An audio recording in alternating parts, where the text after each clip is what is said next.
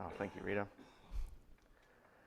I must confess, when I got up here and was getting myself ready, I was like, ooh, M&Ms. But I held on, and I actually didn't have any. I'm being honest. I thought, oh, kids left some M&Ms. I'm going to have to go ahead and eat it. But yeah, thankfully I didn't. So I'm trying to do a bit more slides. I know it's getting a bit easier with Zoom and everything else. So if we can just do the first slide, please. And hopefully we can work from here. Excellent. So I'm the true vine. So we are nearly finished with the I Am series. So next week is our last week. It is Jesus saying, I am. And we're just going to look at that verse itself. I am. And this statement that Jesus was making, it wasn't pet names that the disciples had for Jesus. And it wasn't a name that Jesus sort of came up with just because he was kind of nice. I am the bread, I am the vine. There's a reason for it. And it would have had huge significance for those hearers, especially to the Jewish people at the time. They would know what Jesus was getting at. We sometimes don't understand it, and you've got to really delve into the Bible. You've got to really do an exegesis on it and get involved. But the religious leaders at the time knew exactly what Jesus was trying to say. And it was why he was hated by them. You see, without really going into history, we may think, who was Jesus really saying that he was? Was he being subtle? Was it just nice little sayings? Or was there something more to it? I am the way. I am the gate. Those who drink from me will never be thirsty again. What I see my Father do, I do. However, what he had said would have been crystal clear. By Jesus saying he was the good shepherd, by saying he was the bread of life, it made huge significance to them and to us when you really look at it. And now we get this, I am the true vine. Bit of a strange saying. I don't know about you, but when I first read this, I thought, well, what does that mean?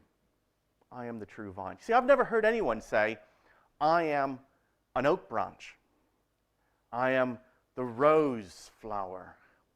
I know Shrek said, I am like an onion, but he said, I am like an onion. He didn't say, I am an onion, although Donkey kept saying, you're an onion. But he didn't call himself one. So why this phrase? Why a vine and not an oak tree? An oak is strong and solid. A vine is just little wimpy things that you can just rip off and throw away. But it's important to recognize that this vine would have been the grapevine. And the grapevine in those days would have flourished. It would have been of huge significance, both from a healthy point of view, because the water really wasn't very good, so they had wine. Nothing like the wine we have today. It would have been quite low in alcohol. But it also was financial, quite a symbol for the Roman Empire. But the biggest significance was for the Israelites.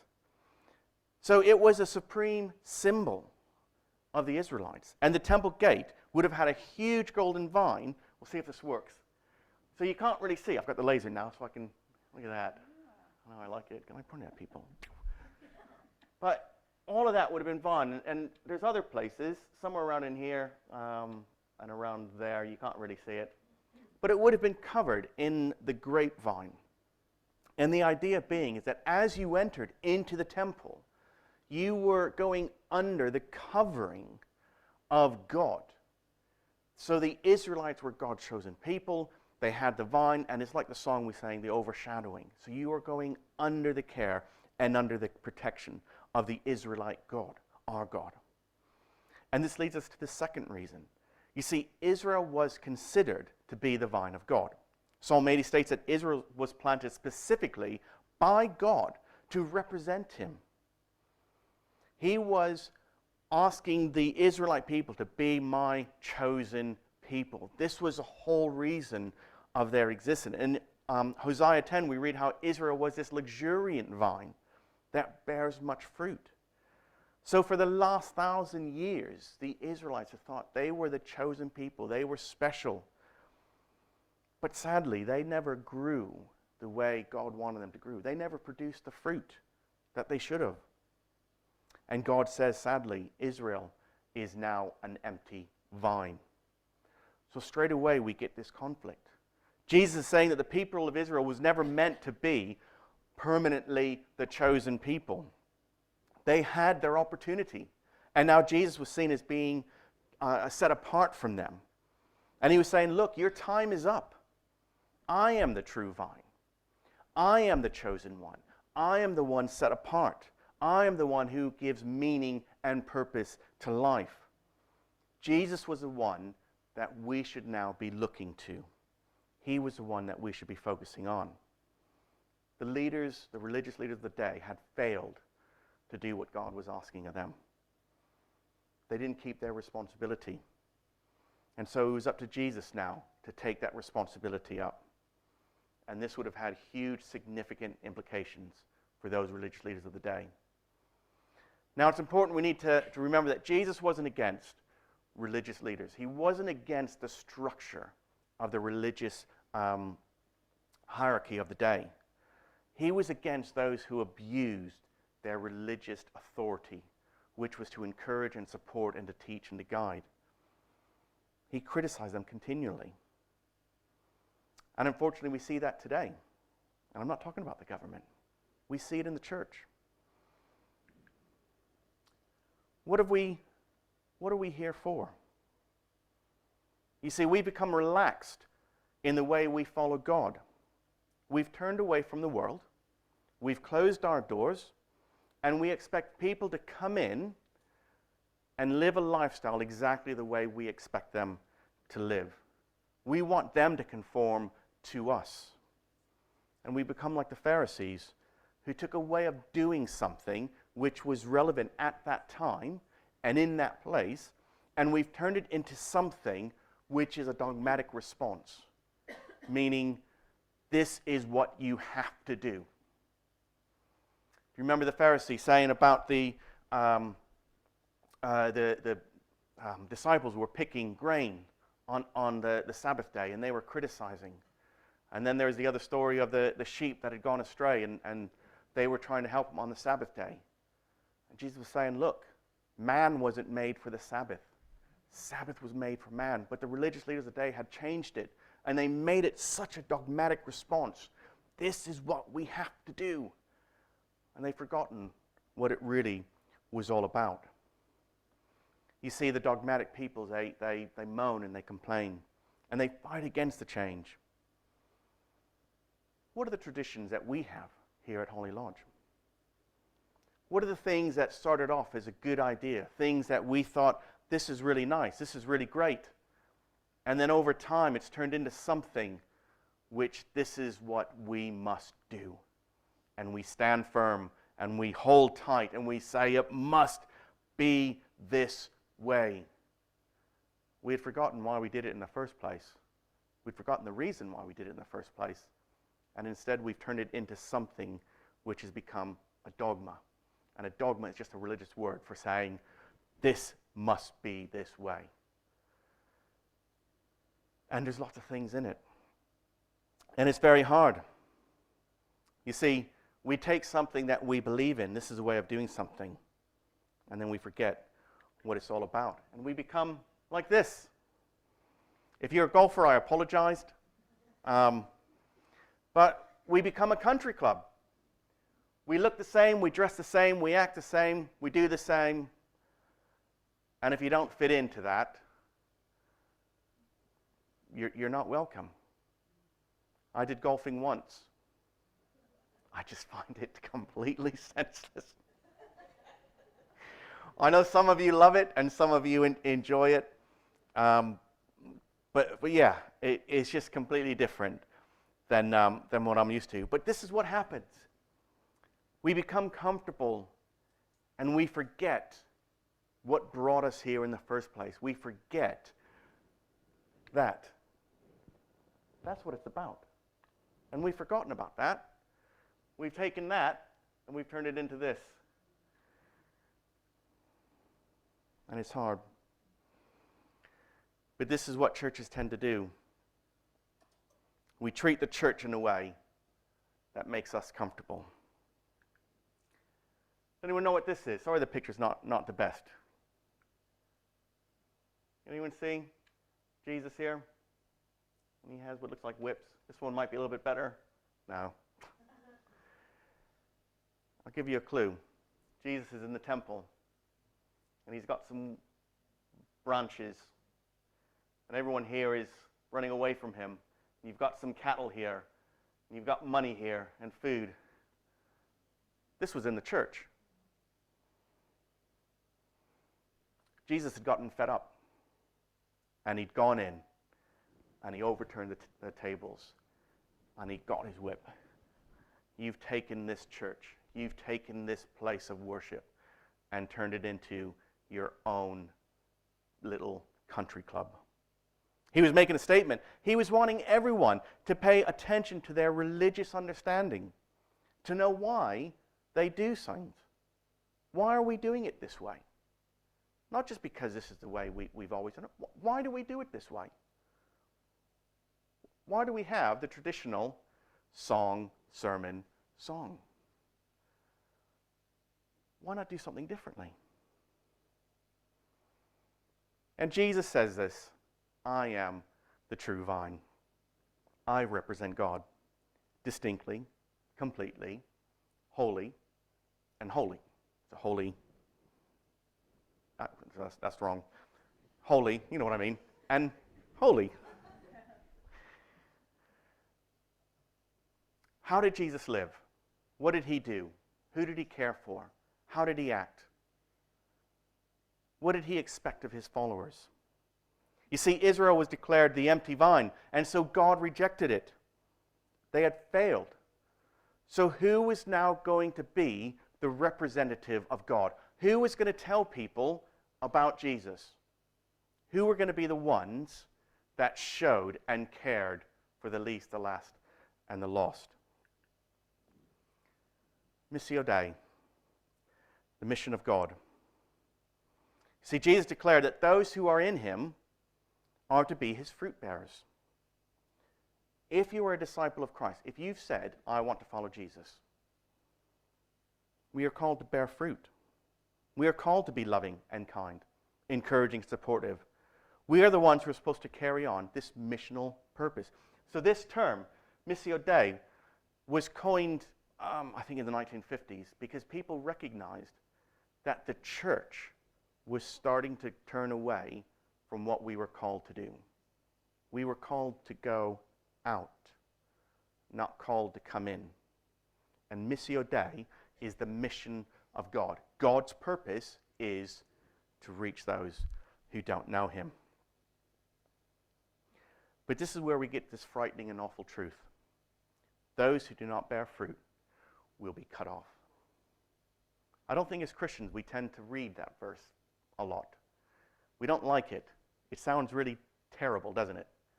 Those who do not bear fruit will be cut off. Ooh, I don't like that. I prefer the Jesus loves me, this I know, for the Bible tells me so. It's nice. But Jesus carries on, every branch in me that does not bear fruit will be cut off. And every branch that does bear fruit will be pruned, that it may bring more fruit, and more fruit. If we are the branches in the living vine, if we have trusted the Lord Jesus, then the one great thing for which we are left is to bear fruit for the glory of God. But someone says, what do you mean by fruit? Here we go, Galatians 5:22. Love, joy, peace, long-suffering, gentleness, goodness, faithfulness, meekness, temperament, self-control. All of these are the fruits for the glory of God. You profess that you've been saved through faith, but is the fruit of the Spirit seen in your life? Do you have those in your life? Just look at those.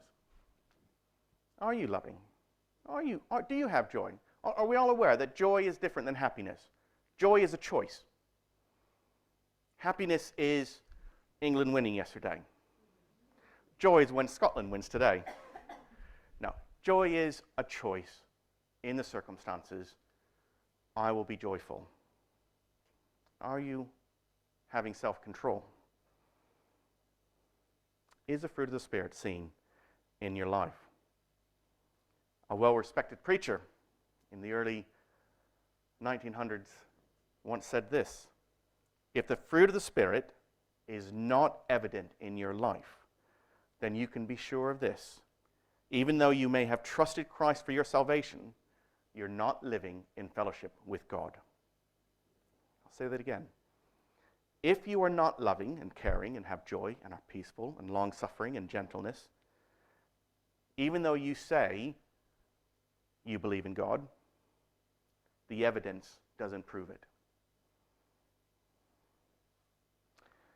If instead of love there's bitterness, malice, unkindness, if instead of joy there is gloom, if instead of peace there is unrest, if instead of long-suffering there is impatience, if instead of gentleness there is hardness, instead of goodness there's acts of evil, instead of faith you've got worry and lack of confidence, instead of meekness, meekness there's pride and haughtiness, if instead of self-control you're subject to the lust of the flesh.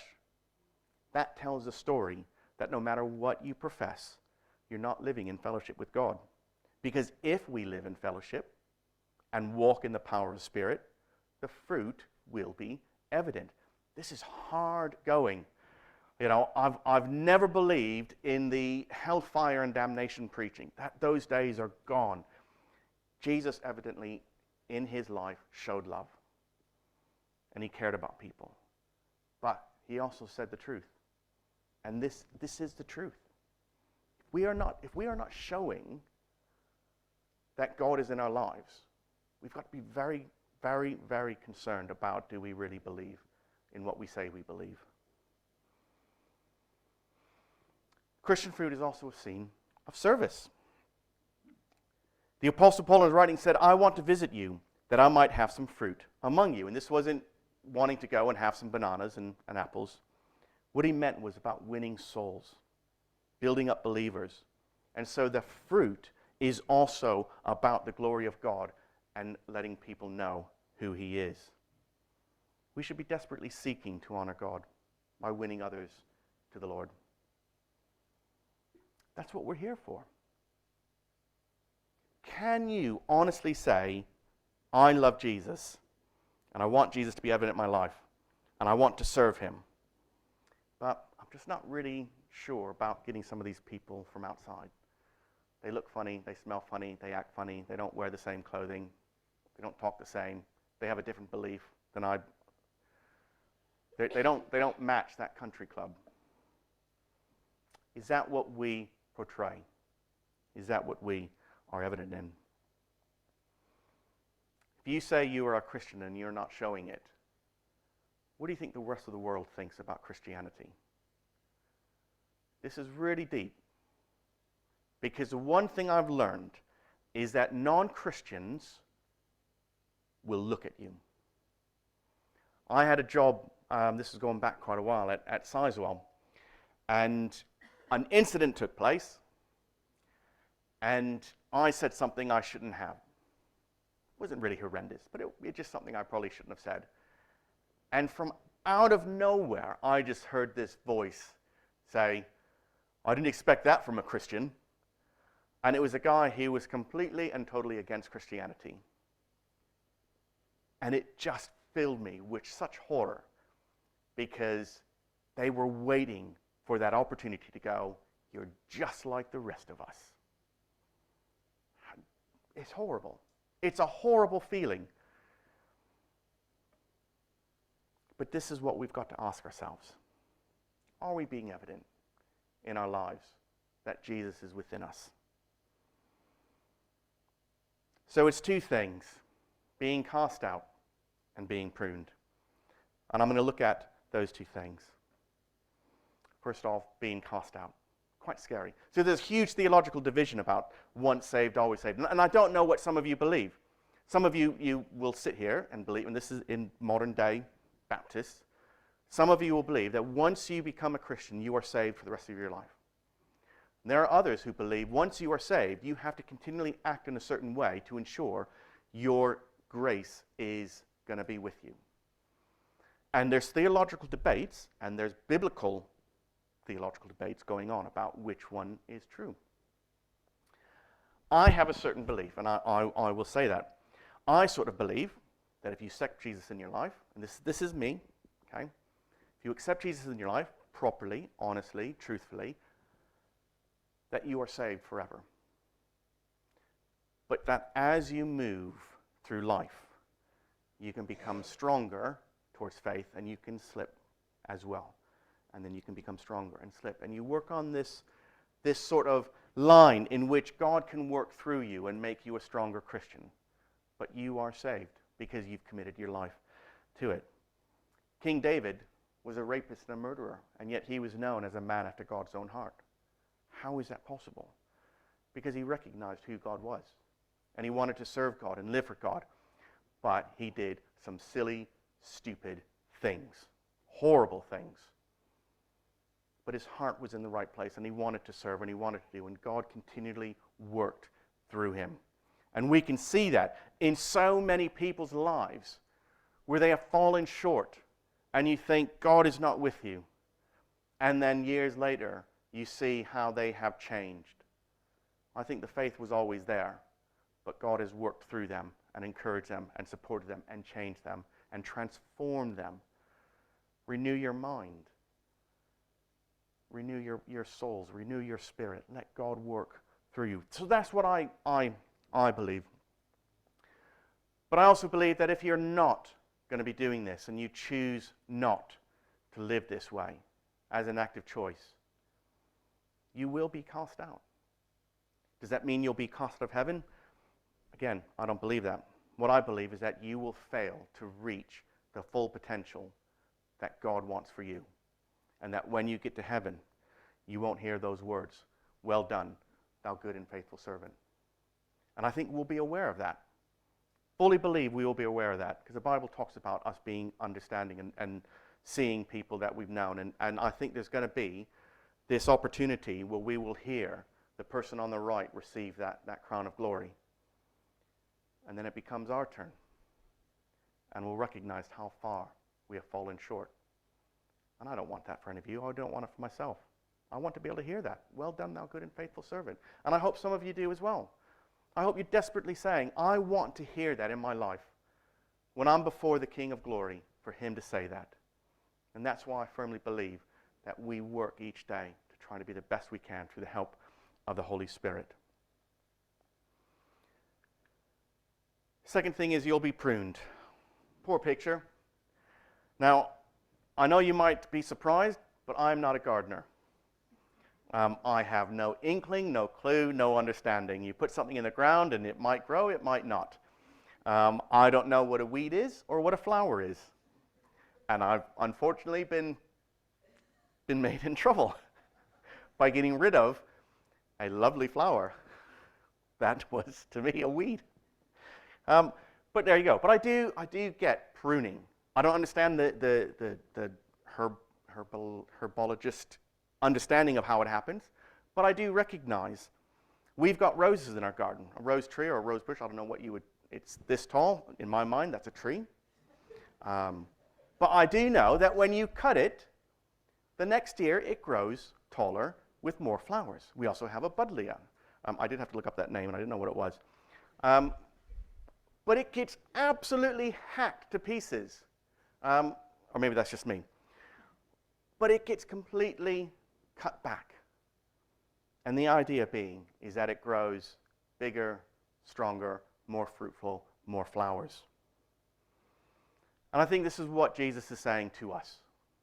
If you are in him and you're striving to live for him, he will prune us.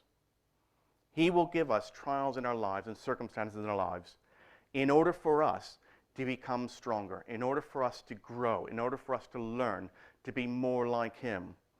That is what it's about. If you are in Christ and you are saying today, "Why are you letting this happen to me? I don't understand it." The potential is God has recognized something in your life and he's wanting you to say, "Okay, God, this is where I am. Help me to grow more." And in a year's time, in 5 years' time, in 10 years' time, you can look back and you can see how far you have made it. Because Christ wants the best for you. He wants you to grow. He wants you to learn. So how do we do it? Back to the basics. Read the Word. Spend time in prayer. Spend time with others. And then be honest with yourself. Nearly done. So here's my challenge. Okay? All like a challenge. Who was at the quiz night last night? Anyone? Yeah. As I keep saying, Lydia and I went once, and it was horrible. But I've been told the questions are a little bit easier this time. So I don't know, so I'll risk. Is that a no? Maybe I might observe next time. But here's the challenge. Here is the challenge for all of us. The first one. Before you go to bed each night, or at the end of the week, I want you to reflect on your behavior. One of the things we are having to do at Spurgeon is do these critical reflections, theological reflections. How were you this week? Were you encouraging? Were you supportive? Were you kind? Were you loving? Were you slow to become angry? Were you hospitable? And then ask your partner. Or ask someone who you are close with. And then say, was I patient? Was I kind? Was I gentle? Was I humble? Just bear in mind, do it lovingly. But be honest with each other. Be honest with yourself. And secondly, reflect on how you shared the gospel. How did you further God's kingdom this week? Be honest. Remember, this is you and God. This has nothing to do with you and me or us in the church. You and God. Be honest. Did you further God's kingdom this week? Are you producing fruit in your life? Are you trusting and relying on the vine, on Jesus to give you what you need, to guide you? And then I have a church challenge. So whether you're a Christian or not, I've got a church challenge for us. Are we collectively loving, caring, kind, patient, gentle, meek? Have you heard grumbling? Have you heard moans? Have you heard gossip? Have you felt joy coming in here? Have you felt peace coming in here? How are we doing as a church? I might answer it one way. How would you answer it? As you walked in here through this door, did you feel the Spirit on your life? Did you feel at home? Did you feel at peace? Did you feel welcome? Did you feel loved? And what are we doing to reach the least, the last, and the lost? Are we sharing the gospel? Are we providing opportunities for those who don't know God to come in here and feel like they can belong, to feel like they are worth it, to feel like they are loved? How are we as a church collectively doing that? It's a challenge, and it's a challenge that each and every one of you need to ask and then enforce it, push it, demand it. Demand it on your leaders, demand it on the minister, demand it on any single person. How are we reaching those people outside? And I want you to say, Shane, deacons, leaders, we are not doing this. And we need to. Because otherwise, the fruit is not coming out of this church. That's a huge challenge. I can't do it on my own. So I need all of you to do that. Abide in me. That's what Jesus is saying. Abide in me. Are we abiding in Jesus individually? Are we abiding in Jesus collectively as a church? Will we have downward trends sometimes? We're going to. You just have to look at church history to recognize the church collectively has made some awful mistakes. And they continue to make awful mistakes. and Holy Lodge will continue to make awful mistakes, and we will make glorious things. Glorious, sorry, that's my lack of terminology. We will make glorious fruit. And I believe that. And in your life, you will make horrible mistakes. But you'll also be glorified so long as you are wanting God to work. So long as you are continually focusing on Jesus. So long as you're saying, Lord, here I am, send me. Lord, here I am, help me. Holy Spirit, guide me, encourage me, support me. And we will get there. And I will believe that. And the fruit will be evident. We'll have an abundance of fruit. Wine and overflowing wine, or non-alcoholic wine, or bread. And we'll have bread to feed the nations. And we'll have fish to feed the nations. That's what I believe. And I think we can do it. I don't know about you guys. I believe we can do it. Does anyone else believe we can do it? Come on. Yeah, we can do it. This church can become the church that those people out there say they are producing much fruit. Let's give it a go. And if we make a mistake, well, guess what? Tomorrow's another day. Lord, and I said this before, and I love it, and I'm gonna laminate it, and I'm gonna put it out here because I think some of you need to hear this, but I certainly do. It says, Father God, I haven't cursed at anyone. I haven't been a moaner. I haven't had lustful thoughts. I haven't made any mistakes. I have been absolutely perfect, but in 5 minutes I've got to get out of bed and face the world. Help me to do the best I can. And that's what God is saying. Look, he will be here with you. Jesus is the vine. Let's rely on him. Let's support and encourage one another, and let's get out there and give it a go. Yeah? Are you with me on that? Complain, moan to me, and say, this is what we want to do. This is how we're going to do it, and let's get out there and do it. So, Father God, we come before you, and we know you are here in your church. We know your Spirit will move and guide and strengthen and encourage and support. And so I just pray that you would help each and every one of us as we leave here today to be open to your calling, to be open to your guidance, to be open to your changing nature and allowing us to become who you're asking of us. Help us to produce the fruit that we may have an abundance and to give those who are the least, the last, and the lost. Amen. Amen.